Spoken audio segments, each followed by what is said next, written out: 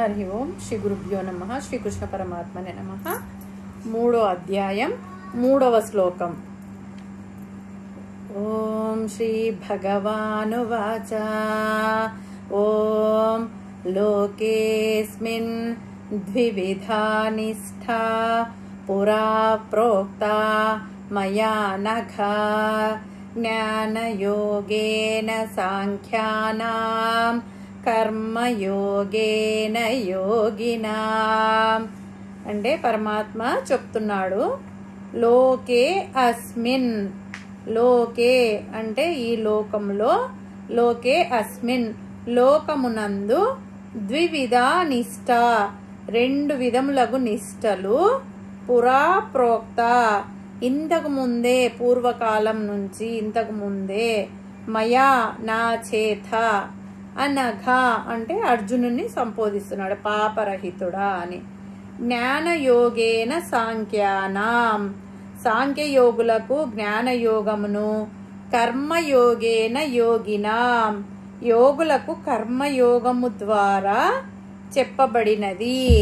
అంటే పరమాత్మ ఏం చెప్తున్నాడంటే, ఈడ ఉత్తమమైన శిష్యుడు ఉత్తమమైన విషయాన్ని ఉత్తమమైన విధానంలో అడిగినందుకు పరమాత్మ సంతోషించాడు.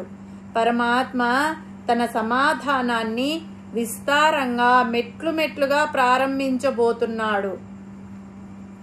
ఆ విషయాలను ఈ శ్లోకాలలో ఉపదేశించాడు. ఓ అనఘ అంటే పాపరహితుడా అర్జునుణ్ణి పిలుస్తున్నాడు, సంబోధిస్తున్నాడు పరమాత్మ. సృష్టి ప్రారంభంలో దీనికి సమాధానం నేను ప్రారంభించాను.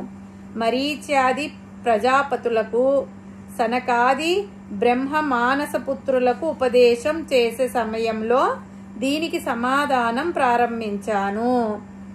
అక్కడి నుంచి నేను క్రమంగా, స్పష్టంగా, వివరంగా విభాగం చేసుకుంటూనే వస్తున్నాను అని ప్రారంభం చేశాడు. ఏమని చేశాడంటే, ఇంతకు ముందు నేను ఈ లోకంలో రెండు విధాలుగా ఈ ప్రశ్నకు సమాధానం చెప్పాను. రెండు రకాలైన నిష్టలు, రెండు రకాలైన దారులు ఉన్నాయని నేను మొదటి నుంచి చెప్తూనే ఉన్నాను. పురా అంటే సృష్టి ప్రారంభం నుంచి చెప్తూనే ఉన్నాను. ఎవరైతే తత్వజ్ఞాన మార్గానికి వెళ్ళడానికి అర్హత కలిగి ఉన్నారో, తత్వజ్ఞాన మార్గంలో ఎవరికైతే సాఫల్యం సిద్ధిస్తుందో అటువంటి వారికి సాంఖ్యులు అని పేరు. పరమాత్మ తత్వం తెలుసుకోవాలి, అదే నా లక్ష్యం అనే ప్రయత్నంలో ఉండే వారికి సాంఖ్యయోగం అనే దారిని, తత్వజ్ఞానం వైపు నిర్దేశించిన దారిని ఉపదేశించి పెట్టాను.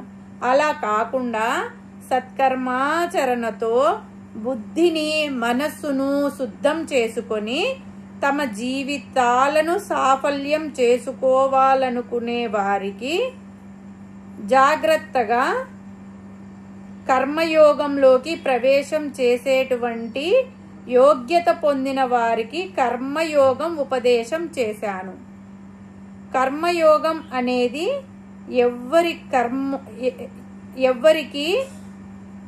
ఎవరికంటే కర్మయోగం అనేది ఎవరికంటే కర్ములకు, అంటే వీరు కర్మలే చేసుకోవాలి. జ్ఞానయోగంలో ఉండేవారు సనకాది మహర్షులు, కర్మయోగంలో ఉండేవారు మరీచి ప్రజాపతులు అని విభాగం చేశాను. సృష్టి ప్రారంభంలోనే నేను విభాగం చేసి పెట్టాను. ఆ విభాగాన్ని అర్థం చేసుకోవాలి, దాని ప్రకారం నడుచుకోవాలి.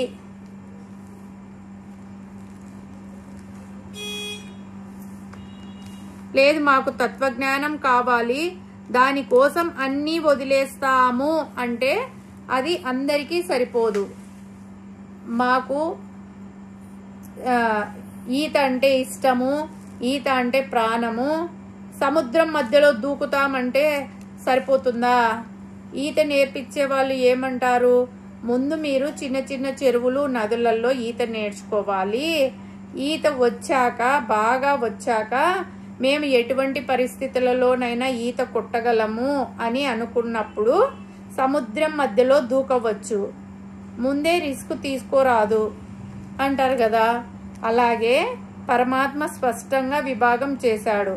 అర్హత ఉన్న వాళ్ళకి తత్వజ్ఞాన మార్గము, అర్హత కావాలి అనుకునే వాళ్ళకి కర్మ మార్గము, అర్హత కావాలి వద్దు అనే వారికి పై శ్లోకాలలో పరమాత్మ వివరించబోతున్నాడు. సాధారణ స్థాయి నుండి పైకి వచ్చిన వారికి ఈ కర్మ మార్గం సాధారణ స్థాయి నుండి పైకి వచ్చే వాళ్ళకి కర్మ మార్గం.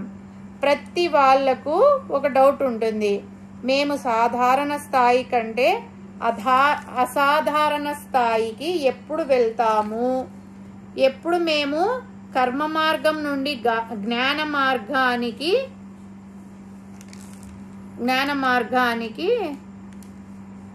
వెళ్తాము, ఆ సమయం ఎలా తెలుస్తుంది, దానిని ఎలా కనిపెట్టాలి అనేసి డౌట్ పడే వాళ్ళకి రామకృష్ణ పరమహంస గారు ఒక చిన్న మాట చెప్పారు.